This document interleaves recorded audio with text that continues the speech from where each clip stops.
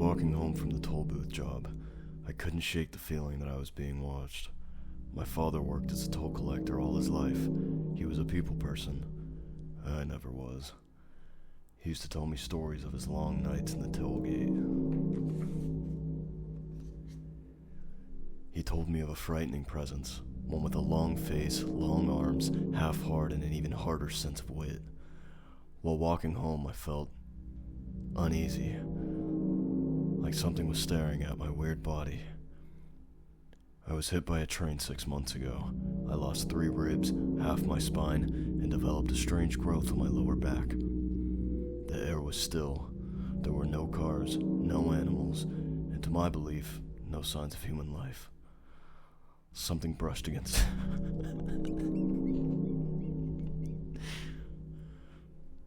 Something brushed against my growth.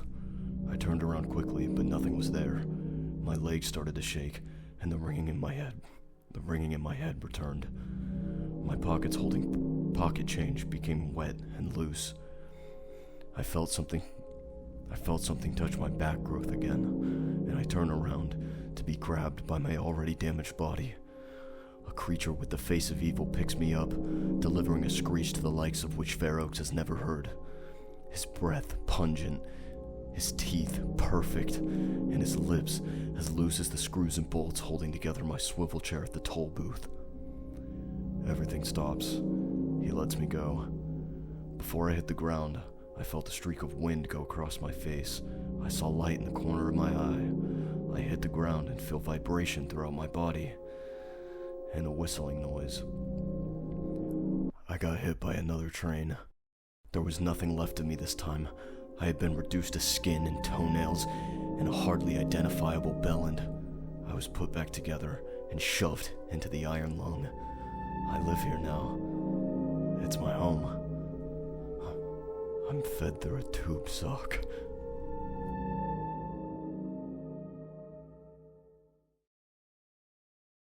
I was staying in Germany for the summer after my college studies in a countryside village near Frankfurt. My days consisted of eating at local restaurants and taking walks with this pair of guys I met when I first arrived. The house I was staying in was about a half-mile away from the rest of the village and had no electricity. Most nights I would stay in the house after sundown and read or vape and jerk off. The few times I would venture out to the rest of the village come nightfall, everything was completely normal. I was about halfway through my stay, reading in my house at around 11 o'clock, when I noticed footsteps walking past my house. Someone being this far from the village this late at night was a little bit abnormal. I listened to the person walk along the gravel until they faded into the distance. I thought to myself at that moment that they must have just been a late-night drunk man who was wandering back from the village.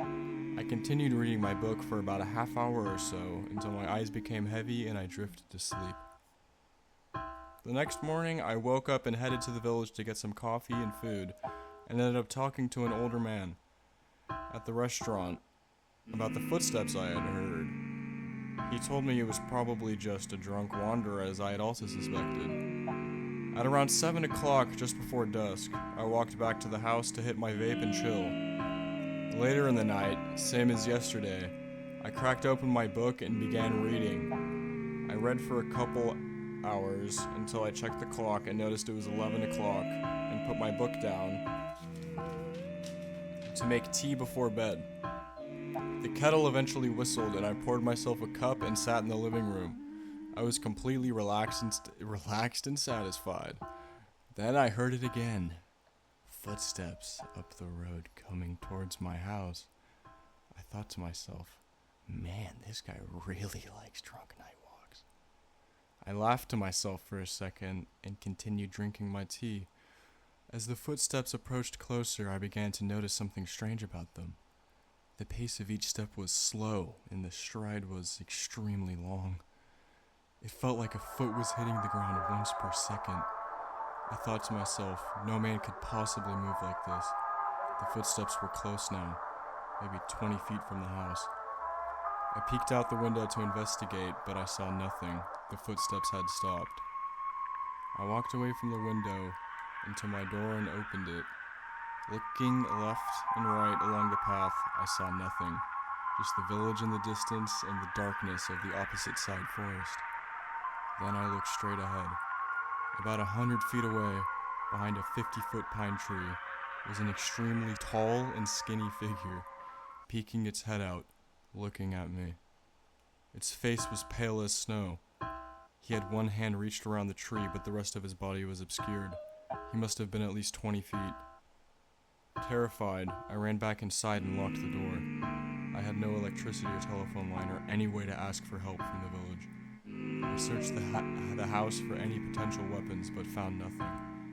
About 5 minutes later, I peeked out the window to see if he was still there. I drew the curtains back, slowly, only to realize he was directly in front of the window, on his hands and knees, looking directly at me, smiling while licking his lips. His face took up almost the entire window. I ran back to my bedroom and locked the door. Then I heard banging above me. Heart racing, I hid under my bed and yelled for the man to leave. Then it stopped.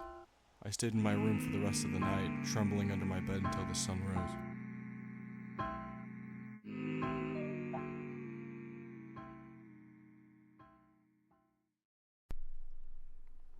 When I was in the 3rd grade, there was a new student who stood out from the rest of the 3rd graders.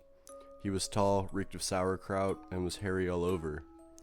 No one wanted to go near him on the first day of school.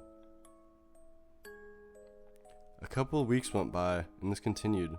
This was until one day when he wouldn't stop staring at me. His bright green eyes and unusually large ears made him look like a crazed monkey ready to pounce on his prey. Naturally, I was extremely uncomfortable and tried to avoid him all day. Then at lunch he came up to me and requested I guard him while he used the bathroom. This strange request was because he got scared if left alone in the bathroom. This is what he said, at least. So there I was, standing outside the stall while he took a poop on the toilet. I was uneasy and didn't know what to make of the whole situation. Then, suddenly, I hear a noise like a bone breaking in between the expected commotion of someone going poop. This piqued my curiosity. I couldn't help but peek over the stall. Ugh, I always was a nosy kid. When I peeked over the stall, I saw a sight that can only be described as pure horror that still makes me shudder until this very day. There he was, his face frozen in agony, with veins bulging on his forehead and throat, sitting on the toilet. Only he was 2 feet above it, whole body limp on his pile of shit, while his prolapsed, choked anus lay strewn on the ground in a writhing filth. His quadriceps burst through the skin of his thighs and his kneecaps were exposed. Bloody excrement plastered the entire floor and walls. At the sight of this, I was frozen in horror. Then, slowly, I started tipping over the door of the stall. Unable to catch myself, I fell into the stall and landed awkwardly, leaving me paralyzed and awake. In this fecal nightmare,